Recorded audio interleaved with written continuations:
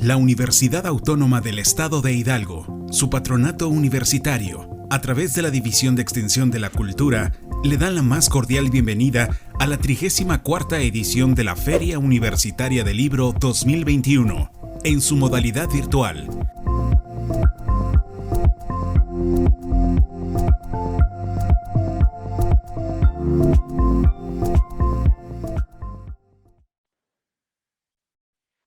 Hola, bienvenidas y bienvenidos nuevamente a este encuentro de poesía, el tercer encuentro de poesía de la Feria Universitaria del Libro, que llega a su 34ª edición este año.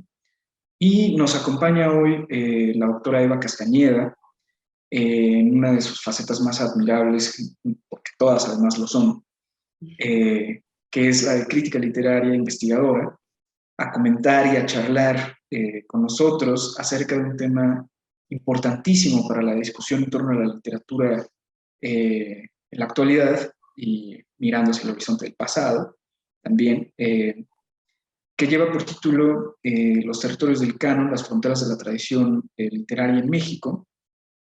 Y bueno, antes de comenzar a hablar con nuestra invitada, me permito simplemente presentarla a ustedes que nos acompañan. Ella es doctora en letras por la Universidad Nacional Autónoma de México. Realizó una estancia postdoctoral en el CIAP UNAM con el proyecto Escrituras literarias producidas en contextos de violencia de Estado, caso Chile, Argentina y México entre 1970 y 2000. Forma parte del Sistema Nacional de Investigadores del CONACYT. Actualmente es profesora de tiempo completo en el Colegio de Estudios Latinoamericanos de la Facultad de Filosofía y Letras de la UNAM. Es miembro fundador del Seminario de Investigación en Poesía Mexicana Contemporánea, donde fue además coordinadora en el periodo de 2018 a 2020. Ha escrito múltiples ensayos y artículos sobre crítica literaria, que han aparecido en revistas académicas, libros colectivos nacionales e internacionales. Y bueno, sus líneas de investigación van de las relaciones entre literatura, historia y política del siglo XX y XXI, representaciones de la violencia en la literatura mexicana y latinoamericana contemporánea, literaturas híbridas, vínculos entre la poesía y otros géneros literarios. Próximamente publicará con la Universidad de las Artes y Ciela Fraguas un libro de críticas sobre los 5 poetas testimoniales del Premio Nacional de Poesía Aguascalientes. Es autora de los libros de poesía, además, como poeta. El libro Nada se pierde, publicado en 2012 por Verso Destierro. La imaginación herida, publicada en 2018 por Trajín. Y Decir otro lugar, una de las novedades literarias que presentaremos además en este encuentro, que es publicado por Elefante Editorial en 2020. Ha sido incluida en diversas antologías poéticas y una muestra de su trabajo creativo aparece en revistas nacionales e internacionales de poesía, que además se ha traducido al alemán, al chino y al inglés. Entonces te damos la bienvenida, querida doctora Eva Castañeda, con esta temotota, que nos compartas a la comunidad universitaria y al público en general que nos escucha. Bienvenida, doctora. Muchísimas gracias, Aristides. Gracias por la invitación. Yo segura estoy que a pesar de ser un tema sumamente extenso, será interesante. Y eso, reiterar mi agradecimiento a ti por el espacio y por la oportunidad de hablar sobre estos temas. Y bueno, pues, a ver, no sé, ¿desde dónde abarcar el tema del canon literario, ¿no? Los territorios del canon, las fronteras de la tradición en México. Y quizá en ánimo de empezar de la manera más sencilla, arriesgaré una especie de definición del canon que me parece quizá no es lo más importante. Creo que lo más relevante de esto sería ya entrar a todos estos matices y claroscuros que van componiendo o que van complejizando la noción de canon. Y de inicio, ¿cómo entendemos el canon hoy día y cómo lo hemos entendido? Que me parece no es de la misma manera. Pero en aras de dar una definición más o menos genérica y muy general y quizá un tanto básica, pensaría el canon como la lista de autores de mayor calidad que de alguna manera nos sirven para acceder a la literatura. Ahora bien, Esta lista de autores, ya si se trata de complejizar esto que acabo de decir o de problematizarlo y de cuestionarlo inclusive, pues estaría determinada por quién o por quiénes. Y cuando digo de mayor calidad, ¿cuáles serían los parámetros o los criterios para determinar o definir esa calidad? Y luego, de alguna manera, quizá preguntarnos de qué manera determina o nos tendría que importar el canon. Y me parece que, y hablo por supuesto de la gente que le interesa la literatura, pues evidentemente en todos los sentidos. Es algo que sí nos interesa, porque sí determina y de alguna manera sí define rumbos de lectura. Entonces, de manera inmediata eso, Arístides, tenemos una lista de autores, de autoras, de obras que se consideran clásicas o ya sea por su calidad, por su originalidad y que son consideradas también modelos a seguir. Ahora, esta noción que sobre todo ha atravesado a todo el siglo XX es quizá, y es ahí yo plantearé una pregunta porque me parece que va a ser una charla llena de preguntas, yo creo que de parte tuya, pero de parte mía también, y quizá muy probablemente arriesguemos muy pocas respuestas. Si estas nociones son aplicables al siglo XXI. Y es quizá lo que quisiera un poco que platicáramos, porque al final, pues es de lo que va nuestro tiempo, es lo que estamos viviendo ahora mismo, tú, yo y quienes nos hagan el favor de escucharnos. Y entonces, bueno, dicho lo anterior, pensaría un poco plantear la discusión a reserva de lo que vaya sumando y del diálogo que vayamos haciendo a partir de esto. Pensar al canon a partir de otra noción, que sería algo así como las tensiones que forman parte de este, es decir, las tensiones del canon. Porque me parece que pensarlo como algo acabado, como algo cerrado, que es así como se miró, se estudió durante mucho tiempo, poco ayudó. Y que al interior de este hay un montón de claroscuros o de tensiones que están ahí en juego permanentemente.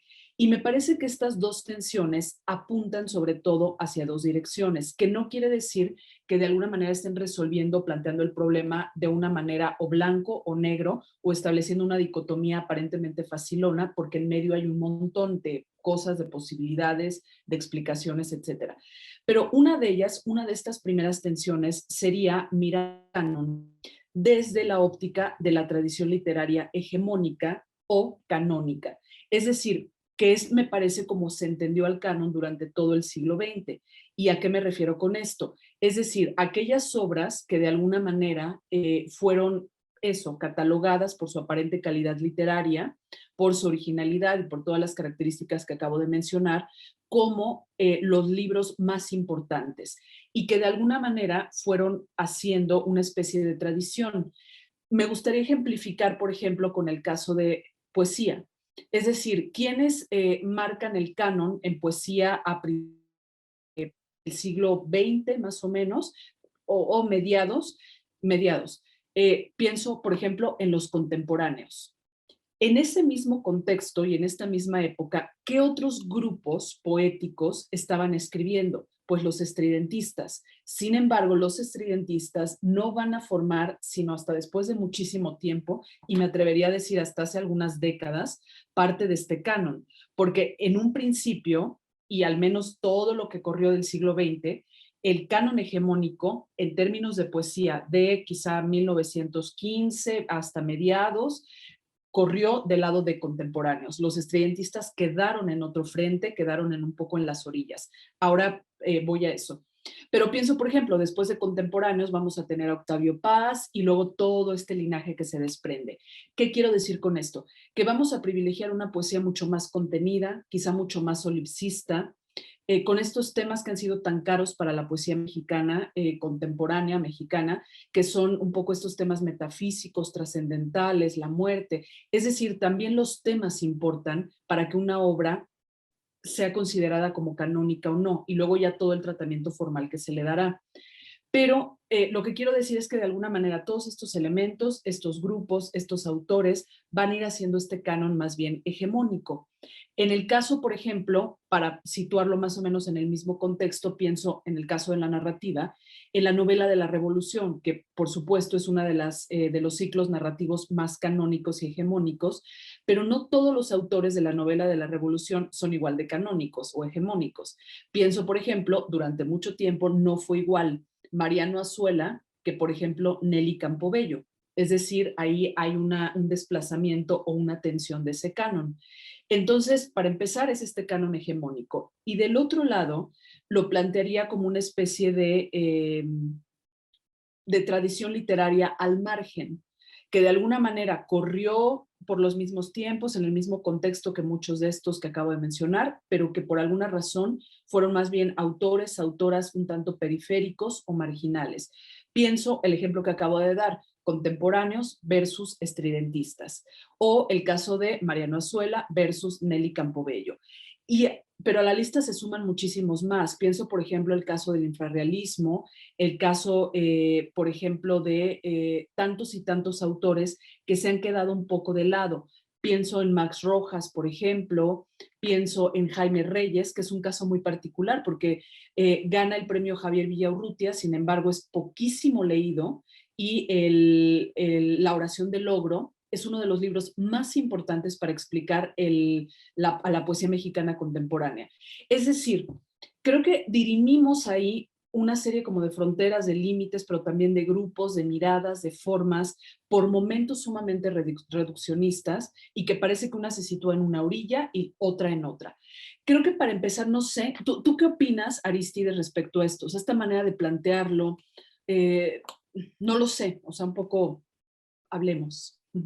Bueno, justo ahora que mencionabas esta segunda tensión, digamos, respecto a las tradiciones al margen, pienso que se podría nombrar ya bajo el crisol del archivo negro, pues, ¿no? Por ejemplo, en poesía, ¿no? El archivo negro de la poesía mexicana es eso, justamente, ¿no? Una especie de hilo literario que justamente se une o se sostiene por el margen, ¿no? Por la marginalidad. Y bueno, quizás una de las primeras preguntas que abre esto que nos compartes justo respecto a las definiciones del canon, cómo se va a estructurar el canon, es pensar justamente en la dinámica o en la construcción de estos parámetros que hacen a un libro digno de ser considerado un libro de calidad. Creo que es algo que tiene más de una dimensión y que durante mucho tiempo, un tiempo además canónico, se resaltaba o se subrayaba la cuestión, por ejemplo, formal y como tú bien decías, temática, ¿no? El parámetro de la calidad era la técnica y el tema, ¿no? Sin embargo, pues hay otros aspectos que hacen quizás no un libro de calidad, pero sí quizás, porque además el término calidad es un tanto problemático, ¿no? Sí. Pero quizás un libro digno de ser incluido dentro de un horizonte literario histórico, también tiene que ver, por ejemplo, con los contextos de su publicación, con las pugnas, los debates en los que queda inserto, ¿no? Con otras dimensiones que son quizás más de orden, por ejemplo, político. Libros que estuvieron sujetos a la censura, por ejemplo, ¿no? Que es algo que distingue a la atención del margen, ¿no? Libros que incluso pudieron superarlo, ¿no? Superar la censura de modos casi sui generis. Pienso, por ejemplo, en este estudio que hace el doctor Higashi sobre Lascas, ¿no? Cómo aparece como un libro de poemas, ¿no? Independientemente de las publicaciones periódicas que estaban surgiendo en aquel entonces, y de ese modo salva que se postergue su publicación. No sé, pienso, por ejemplo, en La sangre devota, por ejemplo, de Ramón López Velarde, que se presenta primero en el regional en Guadalajara y le dan largas hasta que casi una década después, 6 años, 7 años después, se publica ya en otros contextos. O sea, estos aspectos como quizás historiográficos, quizás que tengan que ver con la biografía de sus autores, con una especie de biografía del libro, también hacen, digamos, o también transgreden nuestra forma de entender el canon como se estipuló durante el siglo XX, como bien dice. O sea, yo recuerdo de mis vagas clases de literatura que el canon se debe entender, ¿no? En mexicano se debe entender casi que en 3, máximo 4 etapas, ¿no? Sí. Estas etapas que tienen que ver casi todas con símiles con el extranjero, ¿no? El modernismo, las tensiones entre el modernismo y la modernidad, la idea de lo contemporáneo y por ahí la pugna entre la pregunta por la literatura propiamente mexicana, etcétera, y las construcciones, ¿no? de la literatura actual. Y eso pues es igualmente problemático porque pues hace parecer, no sé hasta qué punto, yo creo que eso tú nos podrás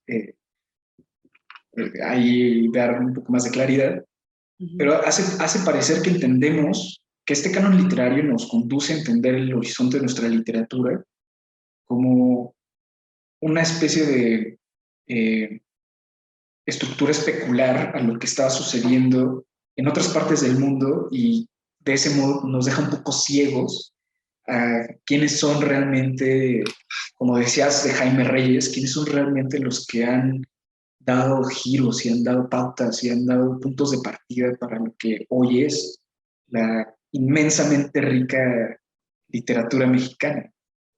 Sí. Híjole, es que has dicho un montón de cosas que yo creo que dan para muchas charlas de muchas horas, pero a ver, no sé, pensaba, por ejemplo, recuperando algunas de las cosas que has dicho, esto de, ¿quién determina qué lugar ocupa una obra, ¿no? Pero pensaba, o sea, sobre todo, antes de intentar contestar esto que acabo de plantear a partir de lo que decías, creo que algo que tendríamos que entender y que tendríamos que tener claro ya en este momento de la historia es que no entendemos igual el canon hoy día, siglo XXI, año 2021, a como lo entendíamos inclusive hace 50, 30, 20 años y todo el siglo XX, que son maneras muy distintas de entenderlo.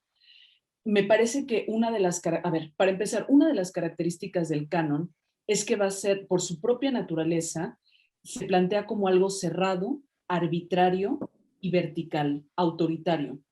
Esas me parece son las características que rigieron al canon durante el siglo XX. Pienso, por ejemplo, un poco este libro canónico, que es referencia obligada sobre el canon de Harold Bloom, que se publica además en 1994, el canon occidental, que una de las críticas que se le ha hecho es que es una mirada profundamente conservadora. Incluye apenas 3 mujeres en todo su canon, pero además él dice, tendríamos que cuidarnos de no tener estas miradas o interpretaciones que pueden alterar a la obra.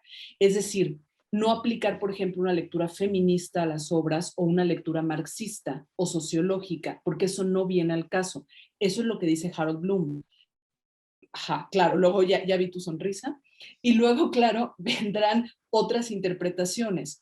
Me parece que al final este es un libro obligado en la medida que, bueno, como referente, me parece, o sea, es importante de repente tenerlo ahí, la lectura y tal, pero hoy día creo que tendríamos que entender que el canon u otra cara del canon es, como lo plantea Alberto Vital, este investigador, profesor de la UNAM, que en algún momento me parece en alguna charla, incluso que tuvimos tú y yo lo mencioné, y si no, tal vez fue en otra, no importa, él habla de este canon intangible, que en oposición a este canon cerrado, arbitrario, autoritario, está este canon que es intangible, aparentemente casi invisible, que corre de boca en boca, es decir, que cada lector va haciendo su propio canon y que no se ciñe necesariamente a estos estándares tan arbitrarios y que pienso, por ejemplo, el caso de Marx, perdóname, se me fue el nombre del autor.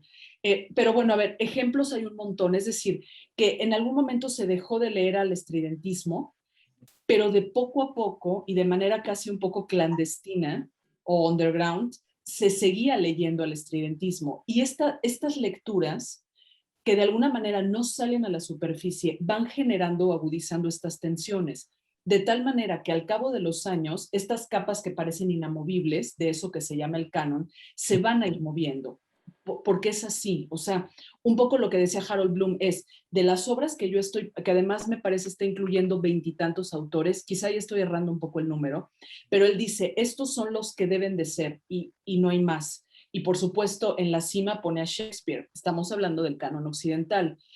Pero creo que hoy día, en el siglo XXI, nadie debe inclusive tener una mirada tan autoritaria, porque justo es que creo que los tiempos en términos políticos justo están abogando para ir en contra de todas estas miradas tan autoritarias y verticales. Creo que eso es algo importante, primero, que quisiera como dejar claro, Aristides, que es que la manera en la que hoy día estamos mirando el canon no es la misma de hace 30 años, 50, siglo XX. Ahora, respecto a lo que tú decías de esto, ¿no? De quién lo va haciendo de a poco, cuáles son los criterios, cuáles son los estándares, pues me parece que durante mucho tiempo, claro, quienes determinaron el canon era, por un lado, la crítica, que con todo y lo que se dice en México, que no existe crítica, que en tal, no es cierto, hay crítica literaria y ha habido desde toda la vida. Por otro lado, también quizá la academia, yo lo pondría así tan sencillo, los programas de todas las materias, pienso por ejemplo de la carrera de literatura, son un ejemplo en pequeño del canon. Es decir, nosotros estamos determinando qué van a leer nuestros alumnos y a su vez estos alumnos que después se dedicarán a la docencia, a la gestión, serán escritores o críticos literarios, lo que sea, de alguna manera a partir de las lecturas que nosotros vamos dando en esos programas, van a ir determinando estos ejes. Por eso creo que bien importante, que es que, y de alguna manera un poco pienso el trabajo que estamos haciendo estos académicos que ya no somos tan jóvenes, pero que de alguna manera estamos insertos en una nueva perspectiva de hacer academia, de ir ensanchando cada vez más el canon. Pienso, por ejemplo, cuando yo estudiaba literatura, la licenciatura, tenía profesores que me decían, pensaban, los poetas jóvenes son José Emilio Pacheco y Octavio Paz. Para ellos eso era la poesía joven, ya estaban muertos los dos, por ejemplo. Pero hoy día incorporar, por ejemplo, en los programas de estudio a Max Rojas, a Jaime Reyes, a Nelly Campobello, a Tita Valencia, por ejemplo, me parece que es una manera justo de ir ensanchando este canon de a poco. Luego el papel que juegan, por ejemplo, la prensa, ¿no? La prensa cultural, la parte de difusión, que a veces es híjole, tiene grandes aciertos, pero luego otras cosas que no, y ahora las discutiremos, pero me parece que es desde la academia, desde la prensa, desde la divulgación, desde los críticos que no necesariamente han salido de la academia u ocupan espacios académicos, estamos generando estos movimientos, ¿no? Lo pienso casi como un temblor. Tiembla porque las capas tectónicas se reacomodan. Lo mismo está pasando con el canon ahora. Ya se está cambiando porque hay un montón de cosas que se están moviendo. Luego, un poco qué papel juegan las editoriales ahí también, ¿no? Tú hablabas del Archivo Negro, por ejemplo, este rescate que hace la editorial Malpaís, que además me parece enorme, porque justo al hacer eso es decirle a este canon autoritario, no, hay un montón de obras más que tenemos que mirar, que tenemos que voltear a ver y que tenemos que irlas incorporando. Ahí otra vez este movimiento de placas se está haciendo. O como el que hizo la colección Vindictas de la UNAM, ¿no? Es otro ejemplo maravilloso de eso. Mira, justo la tengo aquí, ¿no? Por ejemplo. Claro, ajá. Sí, ajá. Yo creo que yo no hubiera leído Minotauromaquia si no hubiera sido por la colección Vindictas. Totalmente, sí. Sí, o sea, ahí hay un ejemplo, ¿no? Que justamente, o sea, y es que se da a partir de una posición política, es decir, tenemos a un grupo enorme de mujeres, en este caso, trabajando y cuestionándose sobre qué lugar ocupan todas estas mujeres que durante tanto tiempo es que estuvieron un poco en los márgenes. Y me parece que eso de a poco va generando resultados. Ahora, por ejemplo, no sé, yo pensaría un poco situándonos, sin dejar de volver al siglo XX, en el siglo XXI, ¿no? Que yo escucho a muchas de sobre todo mujeres escritoras, que dicen es que necesitamos cambiar el canon. Y me parece que seguirnos peleando con esa idea no ayuda, porque el canon ya se cambió. Es decir, tendríamos que darnos cuenta, porque si no nos damos cuenta, es que entonces estamos dando vueltas en círculo y cosas como estas, por ejemplo, o como el rescate que es Archivo Negro, no sirven de nada si seguimos repitiendo que tenemos que cambiar al canon. El canon ya se cambió, el canon ya se abrió. La pregunta que seguiría para mí sería, ok, después de esto, ¿qué sigue? Y en ese sentido creo que, a ver, este ensanchamiento del canon hoy en el siglo XXI está dado, me parece, principalmente por la inclusión de mujeres, como por ejemplo esto, Tita Valencia, inclusive Dolores Castro, que está, pero no estaba, pero no sé qué, están ahí como en una zona extraña. Eh, Recuerdo una frase de Evodio Escalante que dice algo así como, si pudiéramos revisar todas estas obras literarias que están en el limbo de la literatura, sería interesante como darnos cuenta de estas lagunas o estos espacios en blanco y sacar estas obras del limbo e incorporarlas a un lugar, al lugar que les corresponde. Me parece que el caso de Minotauromaquia sería un ejemplo, ¿no? En narrativa, por ejemplo, una narrativa tan particular y tan, sí, no sé, tan extraña y tan fascinante en tantos sentidos. Entonces, creo ahí, Aristides, que ahí se sumaría otra cosa, ¿no? Cómo la incorporación de estas mujeres al canon de manera abierta, directa, y dejar de decir, por ejemplo, Elena Garro, esposa de tal, amante de tal, eso modifica también el canon, porque cambia la manera de leer a una escritora que tiene todos los méritos formales para poder de alguna manera, sí, ostentar una obra que vale la pena en todos los sentidos. No sé, hasta aquí, ¿qué opinas? Ajá. En ese punto me llama la atención justo la idea de parámetros como tal, Ajá. o sea, la idea en sí de parámetros, porque eso, digamos, la estructura de pensamiento, de la forma en la que pensamos, cómo estamos leyendo el tiempo, ¿no?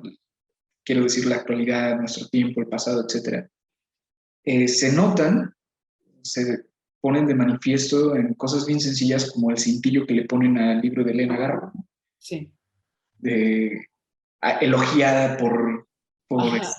Márquez. Ajá. ajá, elogiada por Márquez, esposa de Octavio Paz, etcétera. O sea, este cintillo que usualmente se pone porque el libro ganó un premio, porque el libro ganó alguna canonjía, justamente. Ajá. En el de Elena Garro parece que esas canonjías dependen de los varones que la rodeaban, ¿no?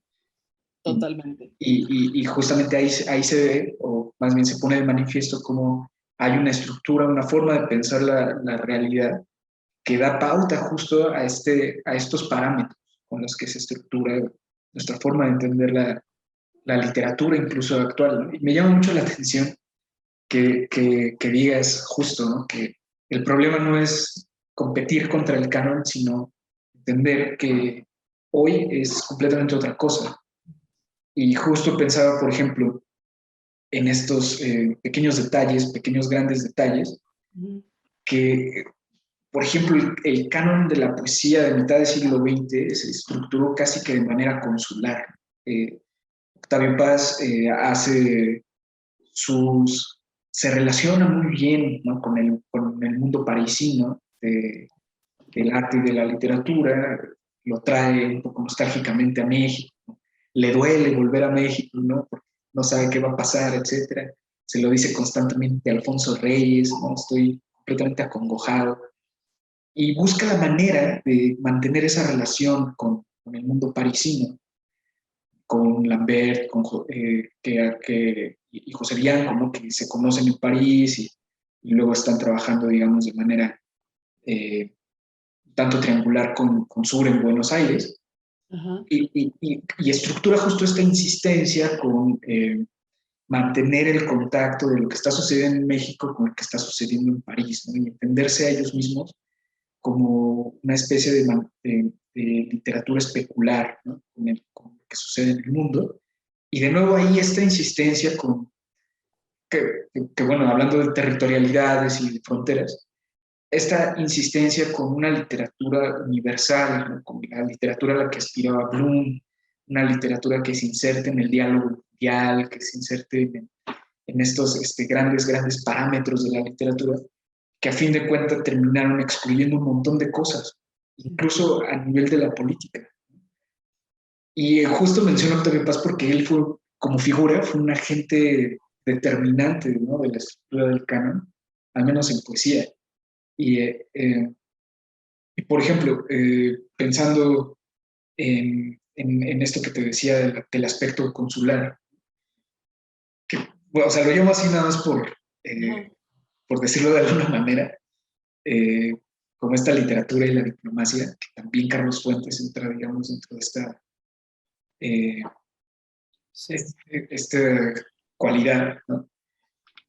Pienso hoy en el siglo XXI, ¿no? Esta relación con el mundo, pues, es completamente distinta. O sea, no podemos hablar de que la literatura depende de si alguien de nuestros autoras o autores se va o no a trabajar a la embajada en alguna otra parte, ¿no? Hoy ya las conexiones son inmediatas hasta hacia el otro lado del mundo, ¿no?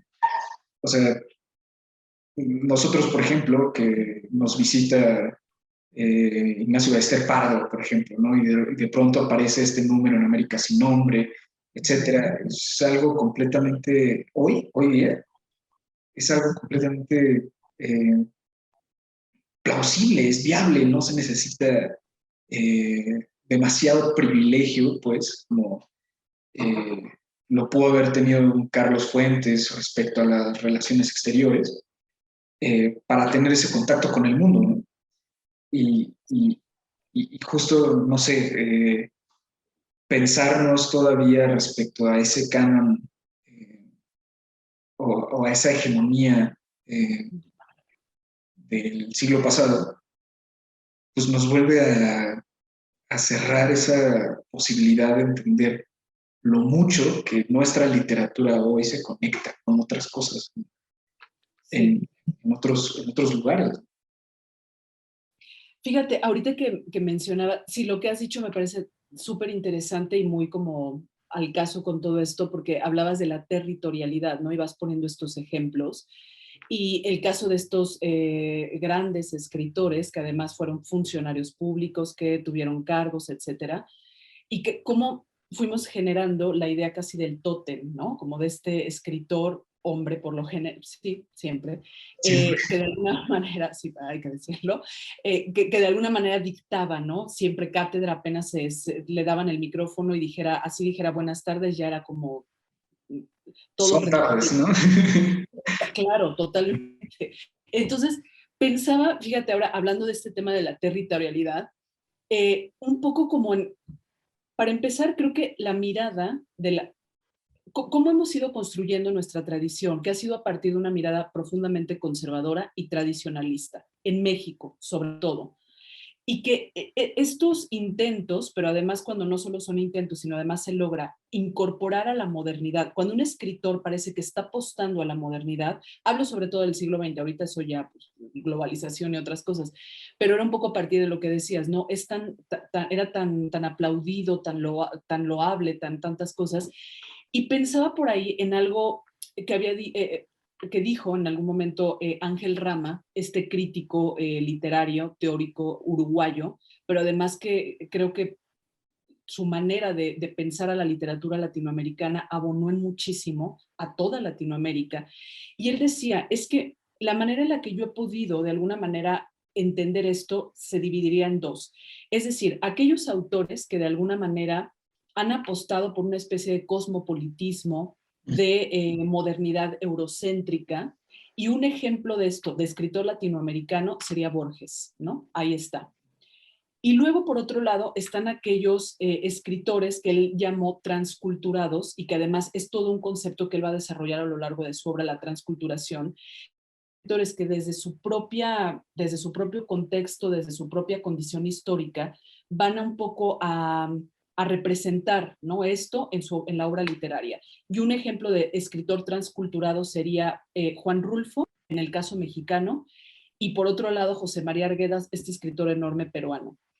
Y a partir de ahí, él dice, también ellos están sumando a la modernidad, no por el hecho de, a lo mejor en el caso de Rulfo, de que su temática fuera lo rural, no sé qué, tal cosa, no quiere decir que su obra no esté apostando a este progreso, esta modernidad, tal cosa. Pero de repente pienso creo que son como dos diferenciaciones que hace Ángel Rama que pueden ser muy útiles porque justo se trasladan a lo que tú decías. En México parece que aprendimos a poner en una especie inclusive de pedestal a aquellos escritores que estaban apostando a la modernidad desde el cosmopolitismo. Y por eso, claro, la figura de Paz es tan cara para nosotros o fue durante tanto tiempo y quizá lo sigue siendo, me parece cada vez en menor medida, pero para nadie es desconocido que hay un grupo todavía de escritores y escritoras que siguen de alguna manera llevando y trayendo el nombre de Octavio Paz. No está bien, no está mal, al final es lo que ellos hacen y lo que han decidido. Lo que quiero decir con esto es que sí, que son formas distintas de entender como el decurso de lo literario y luego cómo vamos sumando al canon, como un poco, pues escritor en lengua indígena, pues ok, entonces ¿qué tanto entra al canon? Mujer, es decir, todos estos grupos aparentemente minoritarios o que de alguna manera formaron como parte de la subalternidad, no entraron en el canon. Y hoy día lo que me resulta muy relevante e interesante es cómo esto cambió, ¿no? Aparentemente estas subalternidades en estos desplazamientos de estas capas tectónicas están situándose cada vez más al centro. Y por ejemplo ahora pues es importante que dentro del canon haya obras, y no porque sea importante, sino porque de alguna manera eso da idea del fenómeno en conjunto, es decir, en su dimensión integral, que consideremos, por ejemplo, a las escrituras femeninas, pero también a otras escrituras como las escrituras queer, o en el caso de Latinoamérica, qué pasa con las escrituras afrodescendientes, o en el caso mexicano con las escrituras en lenguas indígenas. En fin, es decir, por ejemplo, ¿no? Odeda Alonso, que recién ha hecho esta muestra de poesía lésbica. Todo esto que antes era impensable, que ahora lo hemos ido incorporando cada vez más y más, me parece, está problematizando esta noción de canon. Por lo tanto, creo que esta verticalidad y este autoritarismo cada vez van un poco, al menos abriéndose más o destensándose un poco. Luego ya, claro, el juego en esto y la parte quizá un poco terrorífica es que eso que en algún momento se criticó porque lo canónico y tal, y que se está incluyendo, se vuelva también profundamente autoritario, ¿no? Y que entonces ahí las escrituras, por ejemplo, de mujeres sean únicamente las que tienen que tener visibilidad y vayamos desplazando otras escrituras, porque me parece que eso sería un juego muy perverso y que podemos correr el riesgo. ¿Y cómo le hacemos para mantener ese equilibrio? Creo que estamos en el camino, o sea, creo que pasará todavía mucho tiempo, porque también es verdad que hay miradas muy autoritarias. Yo creo que no todo lo que es escrito por mujeres vale la pena, como no todo lo que es escrito por hombres vale la pena, o todo lo que es escrito por otros vale la pena. Es decir, y aquí otra vez igual tú dirás, pero ¿cómo se sabe que vale la pena o no? Esa es la chamba de los críticos y pues es que por eso, pues sí, es que llevamos años trabajando en esto y tendría que ser legitimada y válida y punto. Pero, y no es que sea autoritario, pero creo que ahí este juego aparentemente perverso sería otra cosa que yo pondría ahí un poco en la discusión. Es que, no sé, se extiende para todos lados. Sí, y bueno, la pregunta más engorrosa siempre es esa, ¿no? ¿Cómo sabemos qué es lo que vale y lo que no? Y bueno, ahí creo hay que considerar un montón de aspectos, ¿no? Usualmente, o sea, ya te comentaba, ¿no? Se identifica en este valor pues, estético de la obra, se identifican sobre todo la temática y la técnica. Sí. Siempre se discute la técnica a nivel lingüístico, a nivel formal, estilo, tradición, etcétera, o la temática, ¿no? Si hay que hablar de, por ejemplo, ¿no? De la patria en este sentido o en otro, ¿no? Si la nación que necesitamos hoy en nuestra literatura es esta u otra, etcétera. Pero, pues, pienso, por ejemplo, en el trabajo editorial, ¿no? Ajá. Que ha sido fundamental para hacer llegar ciertas lecturas a las manos correctas. Sí. Y eso es también parte de la crítica literaria, ¿no? Hacer como que se mueva también el esfuerzo editorial hacia otras novedades o hacia el rescate, por ejemplo, de momentos históricos que se habían perdido alrededor de una obra en concreto. Y bueno, o sea, ahora que lo dices, pues, ¿no? sea, el trabajo de la crítica respecto a esta pregunta engorrosísima, pues es fundamental, ¿no? Porque no es, como decía George Steiner, no es una crítica que no sea en afán de cerrar libros, ¿no? Sino de abrirlos. Claro. Y eso sería una postura, digamos, hasta política respecto al libro en esta nueva situación del canon, en la actualidad. Es que yo creo que ahí, Aristides, la chamba que tenemos los críticos es enorme, ¿no? Porque además parece por momentos remar contracorriente. Ayer justo en otra charla que tuve, yo les decía, y esto es algo que siempre digo, un poco ya quien me ha escuchado me va a oír repetirlo otra vez, que por ejemplo tan solo con el hecho de una reseña, estamos muy acostumbrados que cuando de repente nos vemos en el aprieto de hacer la reseña de un libro, de un amigo, conocido o conocida, lo que sea, decimos, chin, el libro puede ser terrible, pero ¿y entonces qué hago? ¿Cómo lo digo? Tal. Y parece que el común denominador es que se terminan haciendo cartas de amor, no una reseña. Y eso en una escala muy pequeña, porque es la reseña, no es que sea un género menor.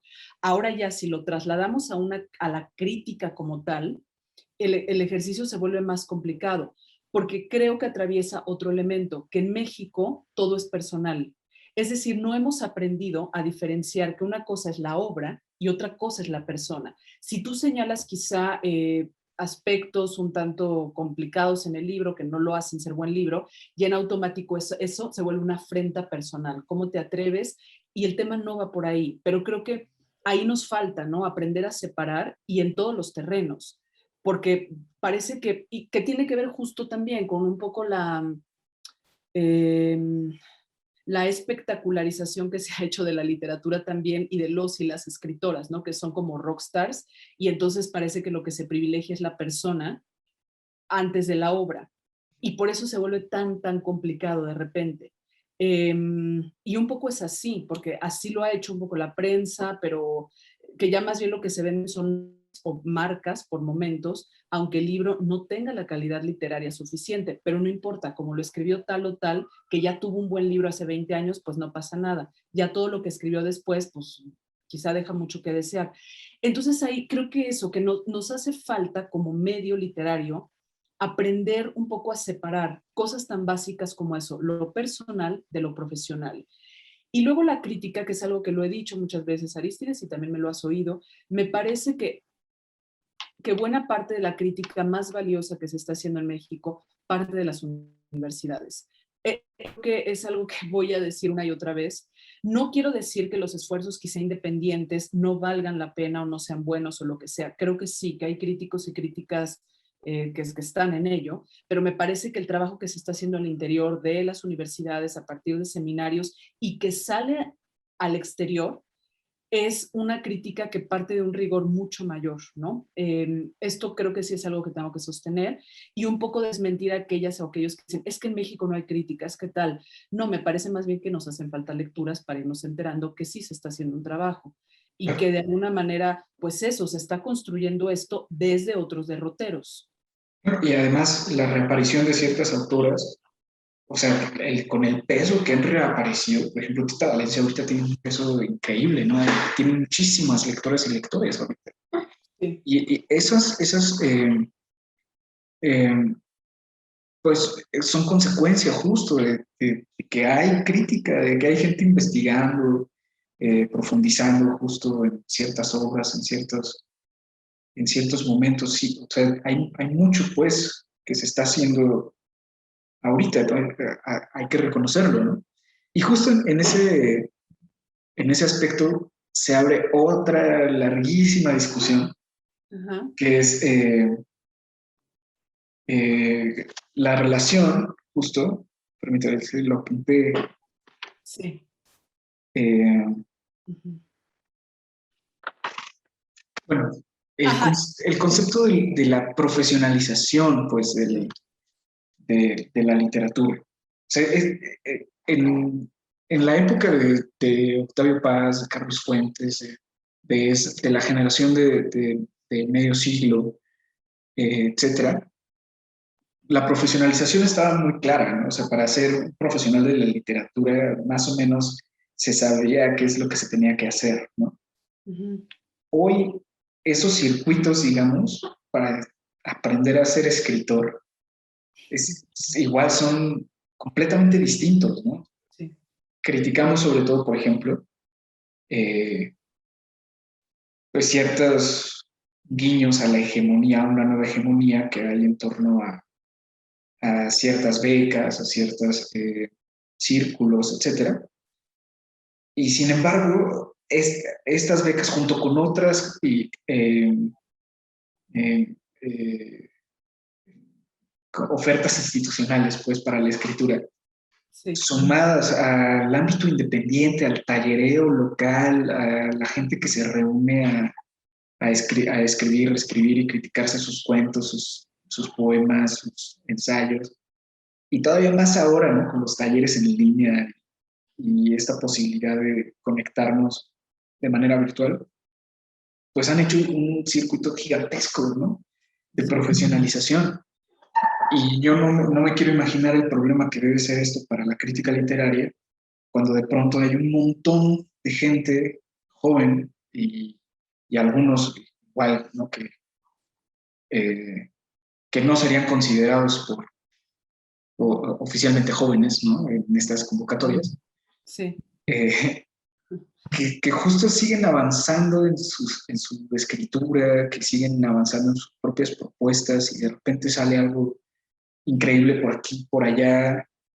Y bueno, o sea, la idea de concretarlo todo en una sola línea de, eh, en una sola línea de pensamiento de nuestro horizonte literario actual, pues es completamente problemático, ¿no? Porque justo, eh, pues ser escritor, quizás, o escritora, quiero decir,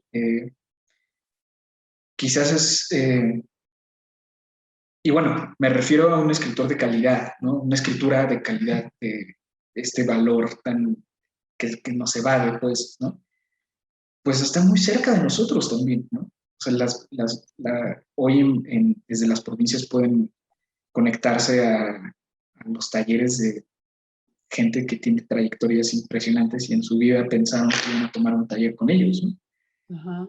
Esto Sí. también debe modificar un poco como el trabajo, ¿no? De la crítica literaria de la actualidad. Es que totalmente, y ahí, por ejemplo, pensaba otra vez revisando el siglo XX, que claro, es que antes el mundo era uno y ahora parece que son un montón, ¿no? Desde lo que acabas de decir, lo presencial, pero lo virtual, estar en Chiapas y tomar clase con alguien que está en Estados Unidos, no sé. Y claro, justo un poco la tarea del crítico sería ahí tener la capacidad de ver esto que tú acabas de decir, cómo un fenómeno que se vuelve tan heterogéneo, tan global, tan múltiple, lo podemos ir analizando.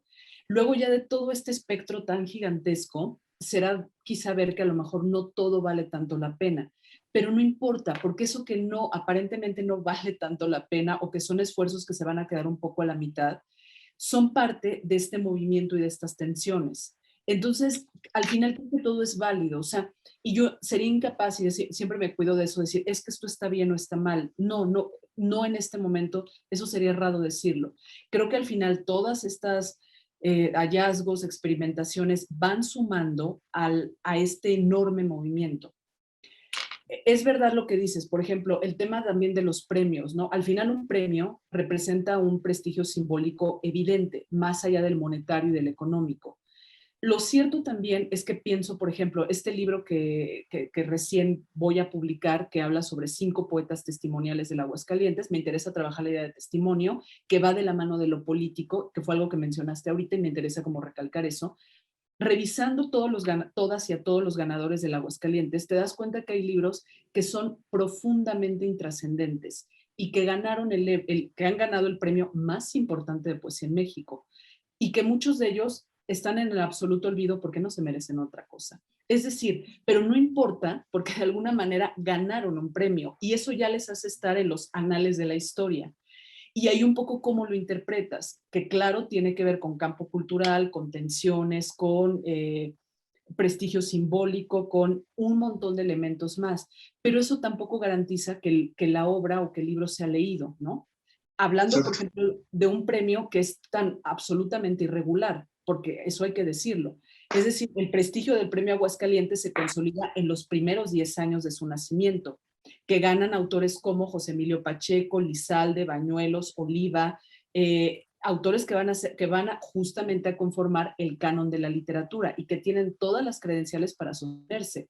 Pero luego lo que sigue a esos 10 años se convierte en una cosa muy extraña, porque habrá cosas que valen la pena y habrá otros que, como te digo, son libros que si no existían no habría pasado nada, pero ganaron un premio. Y ahí, por ejemplo, me parece perfectamente claro, identificable, que hoy día lo vemos. Antes de decir esto que yo estoy diciendo, no, porque entonces no es que no hay que decirlo, aunque todos lo pensamos. Lo mismo pasa con las becas, lo mismo pasa.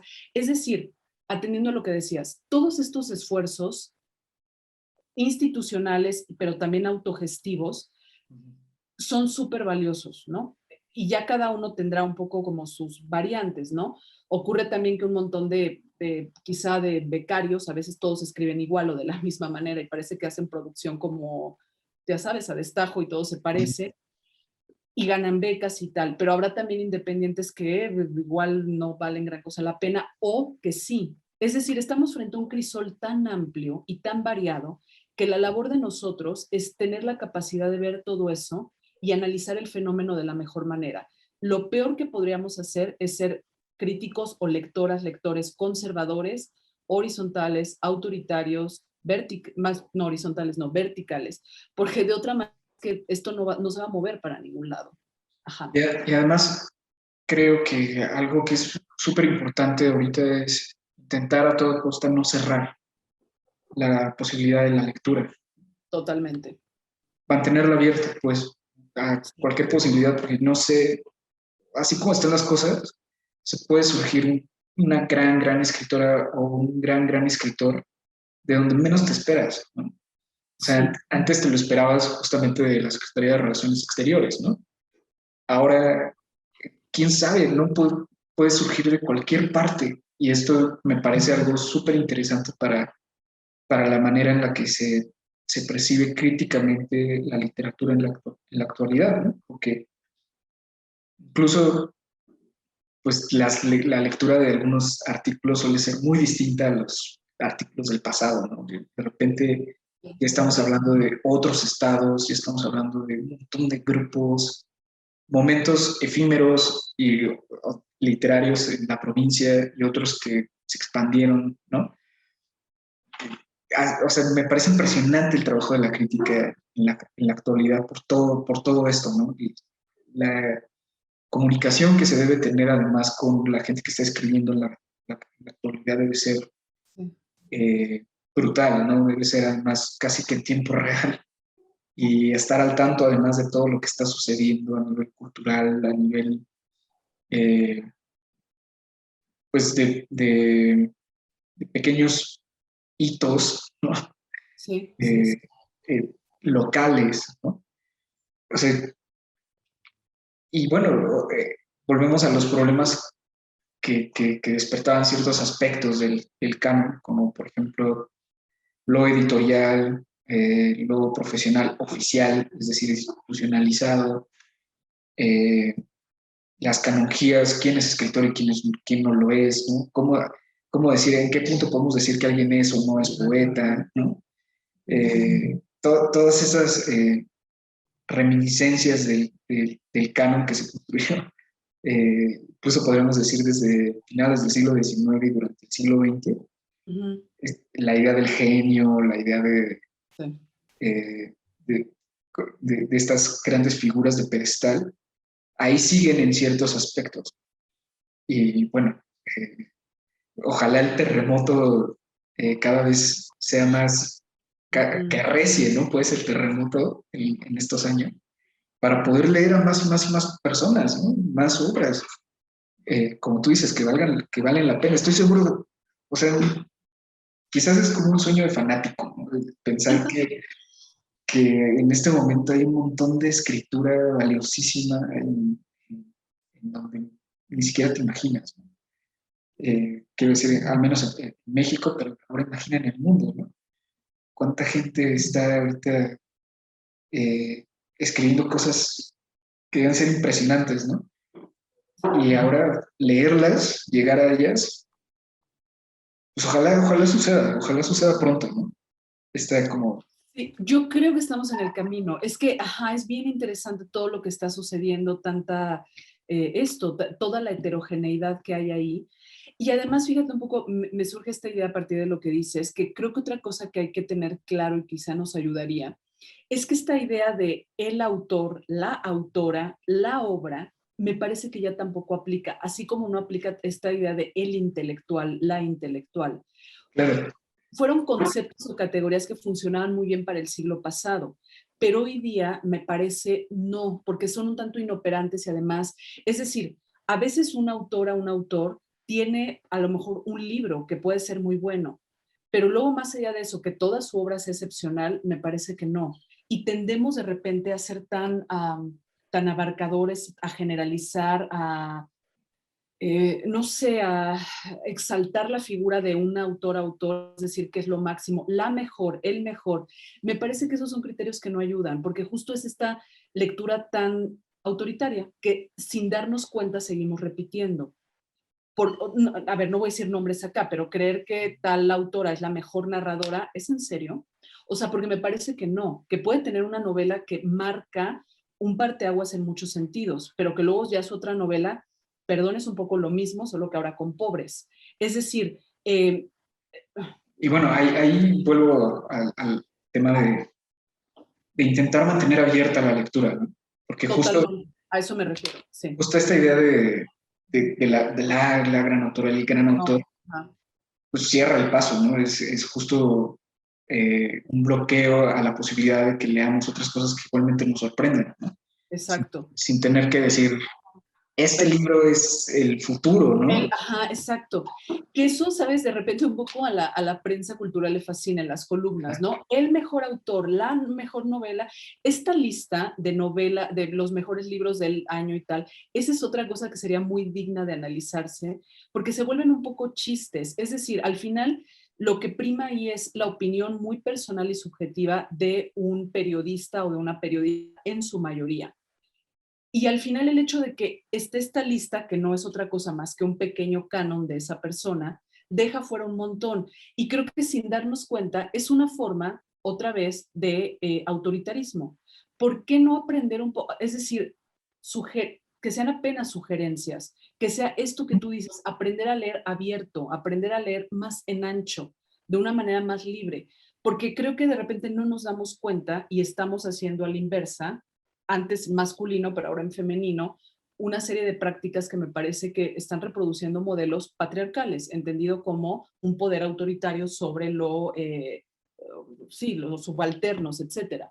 Entonces creo que ese es un poco el riesgo. Al final creo que estamos en un proceso y va a ser muy complicado que nos demos cuenta,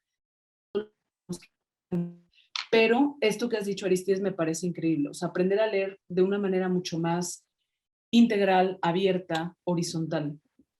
A mí la idea de canon personal igual me parece de algo muy chido. O sea, Está totalmente. porque además, o sea, y hay que decirlo, ¿no? Estos conceptos, cuando alguien se dedica de una u otra forma al tema de la literatura, Sí, quiero decir, en la gestión cultural, en la prensa cultural, como escritora, como escritor, en la investigación, etcétera, en cualquier dimensión que se trate con la literatura, uh-huh, el atravesamiento del concepto de canon, como lo hemos, digamos, puesto en crisis en esta charla, es realmente pesado hasta emocionalmente, ¿no? Que uno se pone a sí mismo respecto a ese orden, ¿no? A esa estructura normativa de lo que es y lo que no debe ser literatura, ¿no? Entonces, concepto como el canon personal es hasta liberador, ¿no? Es decir, esto es simplemente lo que a mí me ha gustado de todo lo que he leído, ¿no? sí, Y es completamente personal, ¿no? O sea, lo pongo a tu consideración porque creo, y es un poco lo que decía George Steiner, ¿no? O sea, la crítica literaria es, tiene, parte de una emoción muy parecida al entusiasmo, ¿no? A la idea del hallazgo que sorprende en lo más íntimo y se quiere compartir con los demás, ¿no? Es simplemente encontré esto y me parece una maravilla, ¿no? Te voy a decir por qué.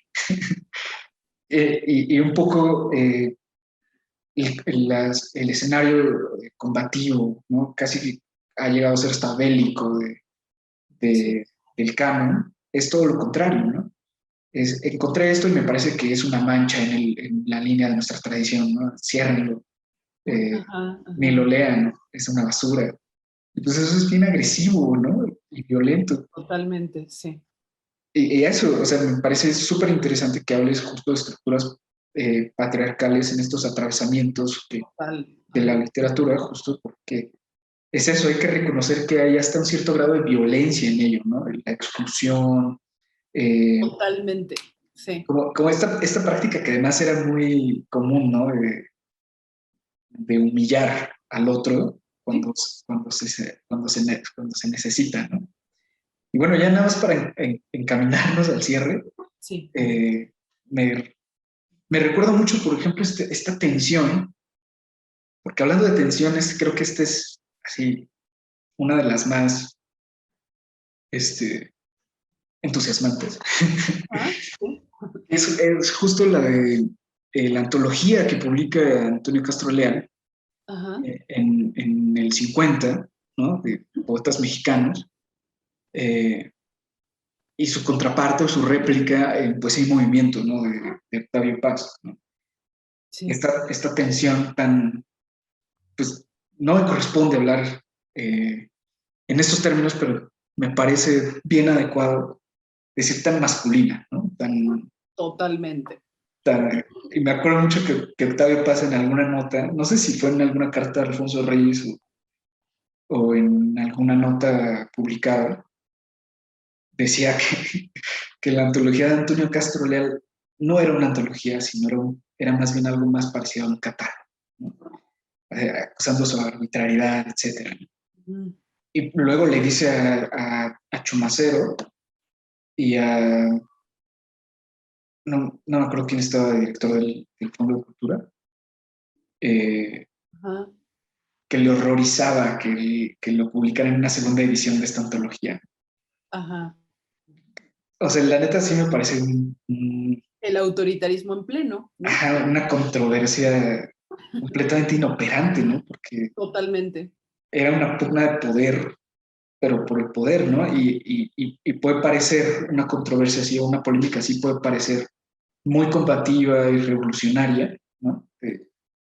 Desplazar ciertos conceptos anquilosados de la poesía, ¿no? Que es como se entiende más o menos esta antología de Octavio Paz y Chumacero y Hombre David, etcétera, del 66, que es como viene a plantearnos otra forma de pensar la poesía. Sigue siendo vertical y sigue siendo, eh, pues eso, Sí, ¿no? Como, positivo.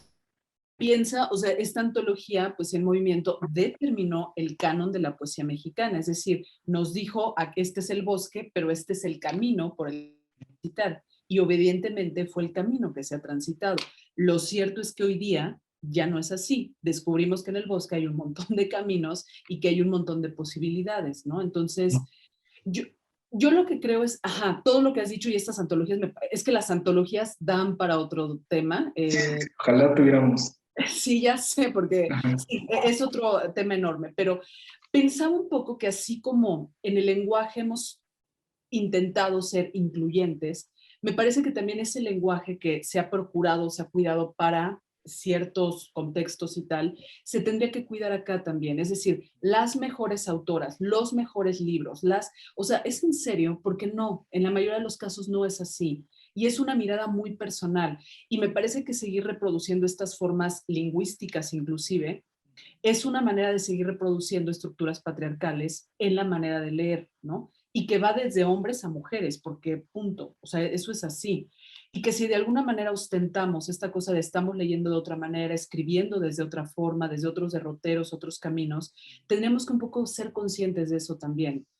porque de otra manera es seguir repitiendo lo mismo, solo que ahora siendo o mujeres o los otros, o da lo mismo. O sea, y cuando hablabas esto de esta antología, ¿no? De pues el movimiento que es profundamente masculina, claro, o sea, eso también hay que decirlo, el canon literario fue profundamente masculino, por eso patriarcal, entendido como jerárquico, como etcétera, todo lo que esto implica, ¿no? Más allá de que hayan sido solo hombres. Además, resultado de, pues, de una riña, ¿no? Exacto, totalmente. Y ahorita decías algo, ¿no? Estos juegos de poder, que es algo que tampoco podemos obviar. Lo extraliterario también es literario y forma parte Exactamente. totalmente, o sea, quitarlo sería un poco ingenuo de nuestra parte. O sea, Sí, sí, el boom, ¿no? Por ejemplo, quienes estuvieron en el boom, no necesariamente eran los mejores, eran los que más vendían y era una cuestión también económica, aunque sí eran narradores, porque todos hombres muy buenos, no sé qué, pero lo que jugó ahí fue otra cosa. Y un poco lo que juega hoy día también no necesariamente es la calidad literaria, son otras cosas, ¿no? Son números, es visibilidad, es el performance, es sí, etc. habría que hablar incluso de las condiciones, en términos ideológicos del capitalismo en nuestra época, libre Sí, mercado, cómo está funcionando, etcétera. Sí, es un análisis que tiene muchos varias niveles, dimensiones. ¿no? Sí, exacto, y que eso no lo podemos dejar de lado, ¿no? ¿Qué editoriales, digamos, tienen más prestigio, por lo tanto se pueden sumar más a este canon? El Claro. esfuerzo de las editoriales independientes, que algunas ni lo son tanto, en fin, ¿no? Es decir, entran en juego muchas cosas. Al final yo te diría, Aristides, que justo lo que acabas de decir es mercado, es economía, es globalización, es neoliberalismo, es capitalismo, pero además es política, y esto es algo que me parece no se puede obviar. O sea, el canon también es política y eso lo ha sido siempre. Claro, eso, pues igual es una pregunta incómoda, que Ajá, ya estamos en el cierre de la sesión, entonces la ajá, voy a decir nada más para abrir la posibilidad de otra ocasión, ok, ajá, pero es justamente, ¿no? Los compromisos políticos de la escritura, ¿no? O sea, hasta sí, dónde eh, quien escribe adquiere un cierto compromiso con, eh, pues sí, con su tiempo, ¿no? sí, Escriba lo que escriba, ¿no? No necesariamente un compromiso tácito, por ejemplo, lo que sucede con la poesía social, etcétera, pero sí un compromiso a pensarse a sí mismo como alguien que va a expresar o pronunciarse a través del lenguaje, con su propio estilo y desde su propia experiencia, algo que además va a resultar en una publicación, que será leído, etcétera. ¿Hasta dónde, o más bien, cuáles son los aspectos de ese compromiso político? Y bien lo has dicho, ¿no? Es, siempre hay un grado político. siempre. Yo ahí te diría, sí, sí, creo que ese es otro gran tema, pero ahí pienso que, y esto claro, sería mi manera de interpretarlo, muy personal, muy particular, como crítica y quizá y como creadora. Me parece que para los tiempos que hoy día vivimos, no asumir una posición política clara frente al hecho de la escritura, pero frente a tu manera de vivir en el mundo y de habitar este mundo, a mí se me hace impensable, porque los tiempos no exigen, más bien nos exigen una posición clara. Ahora, ahí pensaba cuando al inicio de la charla yo planteaba que el canon en México se ha, digamos, dirimido en dos direcciones, la parte hegemónica y la parte un poco más periférica. Y que dentro de estas manifestaciones periféricas, por ejemplo, durante muchísimo tiempo estuvo la poesía política o la Claro, literatura política. Y cómo al pasar de los tiempos, las mismas necesidades, el mismo contexto ha obligado a que volvamos, revisitemos y digamos, caray, esto tiene un valor y claro. necesitamos pensarlo. Prueba de ello es que hoy día, al menos en el terreno de la poesía documental, por ejemplo, a ver, pienso, a ver, una novela muy reciente de Cristina Rivera Garza, El Invencible Verano de Liliana, es una novela política, claramente, está denunciando el feminicidio de su hermana. Si eso no es Claro. político, no sé qué sea. O cualquier cantidad de libros de poesía u otras tantos libros de narrativa. Es decir, me parece que la posición de cada quien ya será cosa de cada quien. Personalmente, son más las obras que hacen explícita una posición frente al tiempo que vivimos. Eso es lo que yo preferiré siempre. Sí, a mí también personalmente me gusta mucho. Estamos de acuerdo, Sí, sí, entonces. sí. Pero sí, justamente, e incluso es un tanto caer en una cierta complicidad Cuando se niega Totalmente. justamente pues, esa necesidad de tomar postura, ¿no?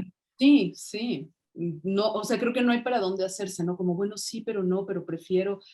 Ajá, o sea, creo que es ahora decir, estoy de este lado o estoy del otro, ¿no? Digo, no Sí, te sí. respeto, pero ajá. El silencio, pues, de la reflexión, pues, o sea, Ajá, ajá, ajá, quienes, sí, quienes no quieren ni siquiera revisitar sus propias ideas respecto a cómo habitan el mundo, pues es un tanto complicidad. completamente. Y pues bueno, doctora, ha sido una charla que abre para muchas más. Sí, Eso en verdad es un tema que es un tema ideal para congresos, ¿no? Para sacarle un creo, montón de aspectos. sí, Y bueno, lo bueno también es que para la gente que nos escucha, que nos acompaña, lo bueno es que también existen investigaciones al respecto, muy profundas, extensas, que bueno, como decía la doctora, hay que acercarse a ella, a la investigación que se está haciendo en las universidades y en otras partes también, para poder entender un poquito cómo esta tectónica, que además está en activo, ¿no? Un terremoto, que es el tiempo de nuestra literatura, pues para que veamos un poco mejor cómo está sucediendo, entender un poco más qué es lo que llega a nuestras manos cuando tenemos un libro de novedades. sí. Eh, y bueno, te agradecemos mucho. La Universidad Autónoma del Estado de Hidalgo, como sabes, es tu casa. La Feria Universitaria del Libro siempre, siempre te recibiremos con mucho gusto. Y bueno, llegamos al final de esta sesión. Agradecemos muchísimo a la gente que nos ha acompañado, a la gente que nos escucha y que nos ve. Y bueno, algo que quisieras añadir, doctora, para terminar. Pues nada, Aristides, agradecer la invitación, agradecer a la universidad, a la feria, a ti, por supuesto, por gestionar todas estas charlas y el encuentro, que es una labor titánica la que estás haciendo, necesaria, y ahí ya está todo lo que se ha hecho, creo que hay un registro de ello. Felicitarte por eso, agradecerte, y que ha sido una charla interesantísima que yo creo, te lo dije, nos deja más preguntas que respuestas, pero bueno, de eso se trata, porque además es uno de los temas que nos tendrían que ocupar hoy en día. Entonces, gracias, que lo he disfrutado muchísimo. Gracias a ti, doctora, y gracias nuevamente a la gente que nos ha acompañado. Y bueno, nos vemos en la próxima. No, no dejen de seguir las actividades de la Feria Universitaria del Libro, que está llena de sorpresas. Bueno, nos vemos, como decía, en una próxima actividad. Gracias. Bye.